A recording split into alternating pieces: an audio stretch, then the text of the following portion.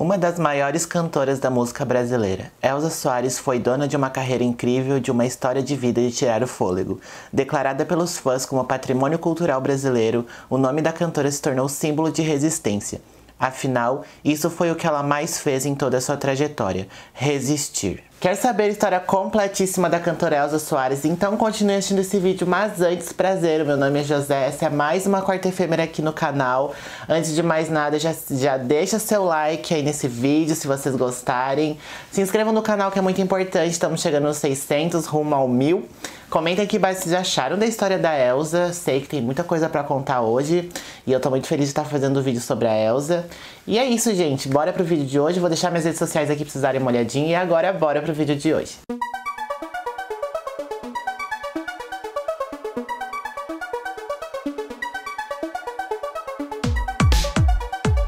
Elza Gomes da Conceição nasceu no dia 23 de junho de 1930 na favela carioca Moça Bonita, atual Vila Ventém. O seu pai, Avelino Gomes, ele era um operário e a sua mãe, Rosária, ela era uma lavadeira. Então, a Elza, desde criança, sempre cantou perto dos pais. Enquanto ela ajudava o pai dela, a mãe dela, ela sempre estava cantando. A música pra ela, desde criança, sempre foi um escape pra ela. Inclusive, uma curiosidade é que a Elza, aos 5 anos, comentou com a sua família que ela havia visto o santo São Jorge. Como escreve Zeca Camargo, ela se dirigiu ao santo com um pedido: São Jorge, posso pedir pro senhor dizer para meu pai não me bater tanto assim? Eu prometo que vou ser uma menina boazinha. São Jorge, eu não vou ficar aprontando muito não. A resposta de São Jorge, como ela teria ouvido, veio em forma de profecia. Elza se lembra de ter escutado ele dizer que ela ainda apanharia muito, e conta isso como quem já prepara uma frase de efeito. Mal sabia eu que ele queria dizer que eu iria apanhar mais da vida do que do meu pai. A Elza teve uma infância muito sofrida, a infância dela foi interrompida muito jovem, aos 12 anos a infância dela foi interrompida ao se casar com um amigo do pai dela. Então o pai dela fez um arranjo desse casamento. A Elza tinha apenas 12 anos de idade e se casou com esse homem. Esse homem se chamava Laordes e ela teve o seu primeiro filho aos 13 anos de idade. Elza nem sabia direito do que estava se defendendo e nunca teve certeza das intenções de Laordes, se o que ele queria era mesmo sexo, um universo que ela desconhecia por completo. E foi nessa época que ela virou a Elza Soares. Dessa relação com a Laordes, a Elza teve alguns filhos. Alguns filhos acabaram morrendo, outros conseguiram sobreviver, vítimas da pobreza. Se não me engano, os 2 primeiros filhos dela morreram por falta de alimento. Eles realmente eram muito pobres, a Elza não conseguia prover isso para os filhos dela. E a gente tem que lembrar que ela era uma criança, uma jovem, uma adolescente. E já tinha mais ou menos entre 6 e 7 filhos. Com o marido doente, diagnosticado com tuberculose, ela passou a trabalhar como encaixotadora e conferente em uma fábrica de sabão. Elza também trabalhou em um manicômio, Instituto Municipal Nísio da Silveira. Com a recuperação do marido, ele a proibiu de trabalhar fora. Inclusive, nesse primeiro casamento, que a Elza tinha apenas 12 anos, ela sofreu muitos abusos, inclusive abusos sexuais, agressões físicas, agressões verbais. Então, desde criança, desde jovem, quando ela se casou com esse primeiro marido, a Elza estava exposta a essas agressões e isso fez com que ela se tornasse a Elza Soares que nós conhecemos. Depois a gente consegue encontrar essas agressões através da música, através das letras que ela cantava. Então, desde os 12 anos ela sofria esses abusos e agressões. Quando tinha 21 anos, Elza Soares se tornou viúva. O seu marido, ele acabou falecendo e ela teve que trabalhar como faxineira nessa época para conseguir prover para os seus filhos o mínimo possível. Em 1953, ingressou na vida artística ao fazer o seu primeiro teste na Rádio Tupi, no programa de calouros Ari Barroso, tendo ficado em primeiro lugar. E essa participação da Elza Soares no programa do Ari Barroso ela nunca teve a intenção de se tornar famosa no programa. Ela realmente participou do concurso para conseguir o mínimo de dinheiro possível, para conseguir colocar na mesa para seus filhos, para conseguir prover o mínimo possível para eles, como eu falei para vocês. Então ela realmente participou desse programa para ganhar esse programa, ganhar esse concurso e principalmente ter o dinheiro para conseguir alimentar os seus filhos. Inclusive ela se apresentou escondida, ninguém sabia que ela ia participar desse concurso. Seus pais nunca aceitaram essa vida artística da Elza, eles nunca queriam que ela cantasse e que fosse para esse lado artístico da vida dela, que desde criança tinha essa floração de cantar, ela gostava de cantar, mas seus pais nunca incentivaram ela a fazer isso. Inclusive, o apresentador Ari Barroso disse: "Senhoras e senhores, nesse exato momento acaba de nascer uma estrela." Na época, minutos depois de ter zombado de Elsa por causa da maneira como estava vestida. Olhando para aquela garota pobre de tudo, Ari Barroso perguntou de que planeta Elsa havia vindo. A plateia gargalhou imediatamente, mas calou-se assim que ouviu a resposta: "Vindo do planeta Fome." No início da carreira, a Elsa Soares também trabalhou na orquestra Garam Bailes como crooner em 1954. Infelizmente, essa participação nesse programa de calouros do Ari Barroso não sanou nem um pouco os problemas da Elsa Soares. Como eu falei pra vocês, os 2 primeiros filhos da Elsa morreram de desnutrição. E em 1950, sequestraram uma das filhas da Elsa e ela só conseguiu reencontrá-la, essa filha, 30 anos mais tarde. Então, mesmo que a Elsa tivesse participado desse programa, ganhado o concurso, ela não tinha ainda conseguido conquistar o mínimo possível para sua família e para ela mesma. Em 1959 foi contratada para trabalhar na Rádio Vera Cruz e em 1960 atuou no Festival Nacional da Bossa Nova. Na década de 60 a Elsa participou de um novo concurso em uma rádio e ela ganhou de novo também o concurso. Como ela ganhou no programa do Ari Barroso, ela participou e ganhou desse segundo concurso que ela participou, se inscreveu, e nesse concurso ela conseguiu um contrato assinado onde ela ia participar desta rádio semanalmente. Com o rádio e as apresentações em casas de show, Elsa finalmente conseguiu começar a viver de música. Pouquinho antes, em 1959, a Elsa foi gravar na gravadora Odeon. Então ela foi convidada para gravar nessa gravadora, essa gravadora era muito conhecida na época, e essa gravadora conseguiu trabalhar com a Elsa para que ela gravasse os seus principais sucessos da época. E a curiosidade aqui é que quando ela entrou nessa gravadora, ela nunca tinha entrado numa gravadora onde ela tivesse sido recepcionada tão bem. Tinha uma mesa de café da manhã com muitas coisas, muitas comidas para ela comer. E ela até perguntou para a gravadora se tudo aquilo ali que tinha para comer era só para ela. E a gravadora falou que sim, que era para ela, que era para ela comer, para fazer o trabalho que ela tinha que fazer. E a primeira coisa que ela pensou é: como que eu vou pegar essa comida e levar para os meus filhos que estavam com fome precisando dessa comida. Então ela praticamente não conseguiu tomar o café da manhã com tudo que tinha ali. Ela comeu basicamente um pão com queijo, como ela falou na entrevista.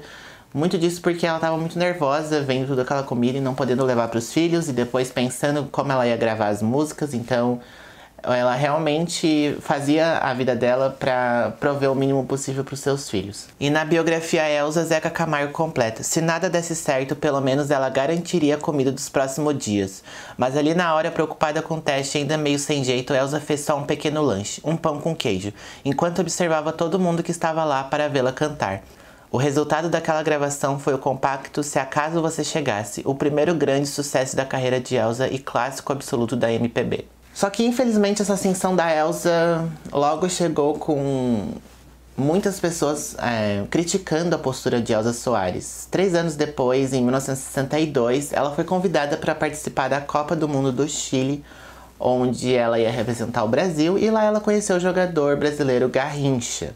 E nesse momento eles se conheceram e começaram a ter um relacionamento recluso, escondido, porque o Garrincha era casado. E as pessoas, a mídia, as pessoas da época, as pessoas que falavam mal das outras pessoas, descobriram que a Elsa estava sendo amante num relacionamento com Garrincha, e nisso logo veio à tona que a Elsa Soares era uma destruidora de lares, que estava destruindo o casamento do Garrincha com a outra mulher, e nisso ela ficou conhecida por isso e não por sua música. Durante muito tempo, a então recém-cantora foi perseguida, acusada de ter sido a amante que deu fim ao matrimônio do ídolo. A cantora chegou a ser ameaçada de morte, sofreu ataques na rua e era hostilizada também pelos amigos do atleta.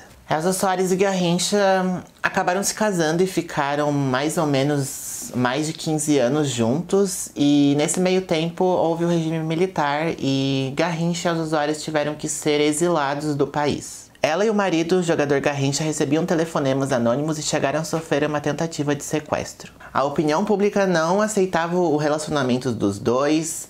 Elsa Soares era amiga de João Goulart antes do regime militar entrar em 1964. Então eles receberam muitas ameaças. E o grande estopim dessa crise que os dois estão vivendo aqui no país foi um dia que a Elza Soares e o Garrincha receberam uma carta anônima embaixo da porta da casa deles.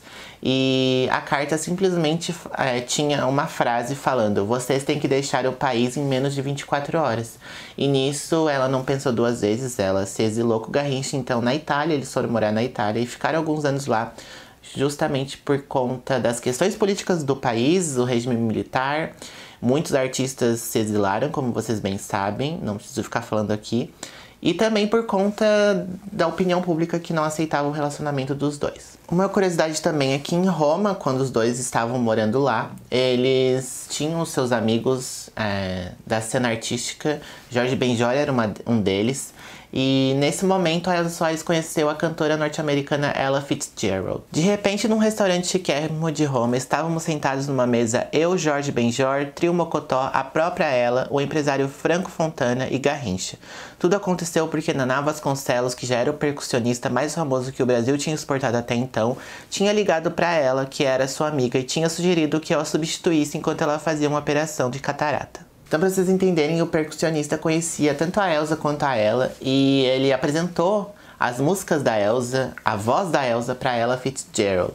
E a Ella tinha que fazer uma cirurgia na época, ela estava fazendo uma turnê pela Europa, e a Ella disse: se alguém tem que substituir eu no palco, que seja a Elza Soares. E nisso a Elza substituiu Ella Fitzgerald na turnê que ela estava fazendo na Europa, e a Elza fez essas apresentações em alguns países da Europa. Foram alguns shows que ela fez pela Europa, substituindo a Ella. Então, quando ela surgia no palco, as pessoas ficavam intrigadas, porque não era ela. Mas a Elza começava a cantar algumas músicas dela e algumas músicas do Tom Jobim, por exemplo, e as pessoas começavam a gostar.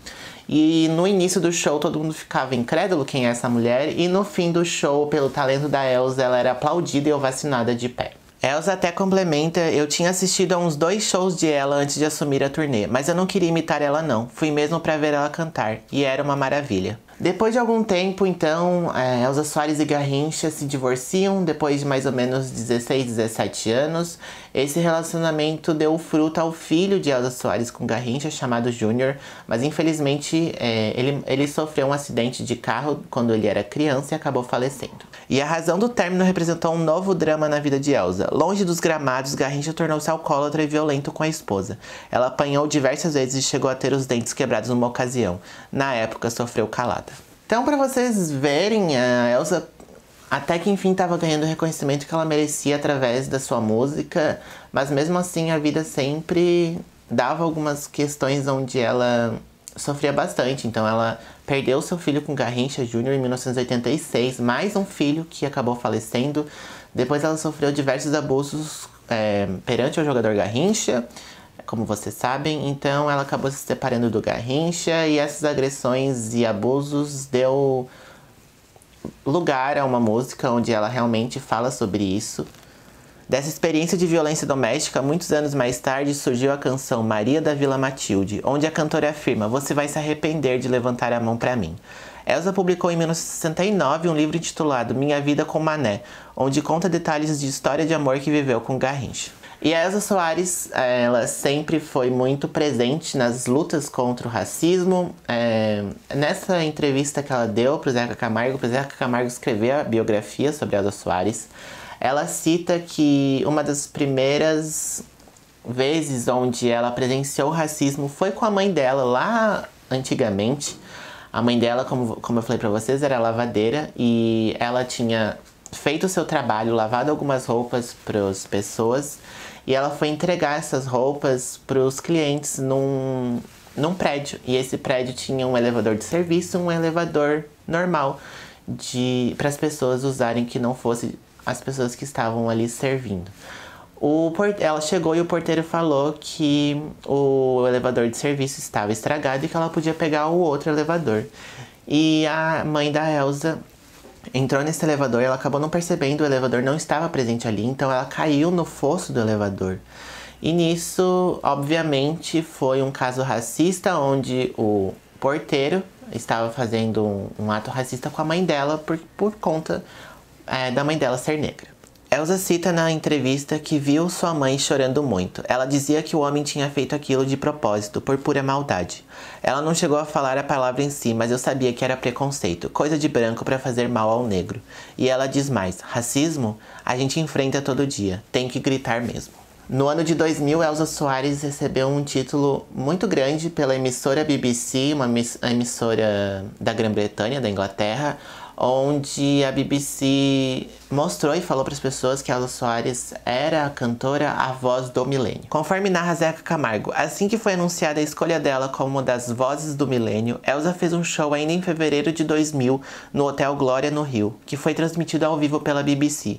Ela havia entrado para uma seleta lista de talentos musicais do mundo todo, que incluía Wynton Marsalis e Ladysmith Black Mambazo. Cada vez mais empoderada, dona de si, Elsa conseguiu e trilhou seu caminho para grandes sucessos da música, criou muitas canções, participou de algumas apresentações e nisso a Elsa sempre foi uma personagem ilustre para a nossa cultura brasileira. Em 2015 ela gravou o álbum A Mulher do Fim do Mundo, o primeiro de sua carreira a conter apenas músicas inéditas. Em 2013, Elsa Soares sofreu um acidente no palco onde ela estava se apresentando e depois disso ela teve muita dificuldade para se movimentar. Tanto é que após 2013 a gente consegue perceber que a Elsa apenas aparecia em público em cadeiras de rodas ou estava sentada, não se mexia muito. E nisso foi por um acidente no palco. Em 2014, ela passou por uma cirurgia em que precisou colocar 8 pinos na coluna. Apesar de tudo isso, Elsa continuou se apresentando e gravando novos sucessos sobre a promessa de cantar até morrer.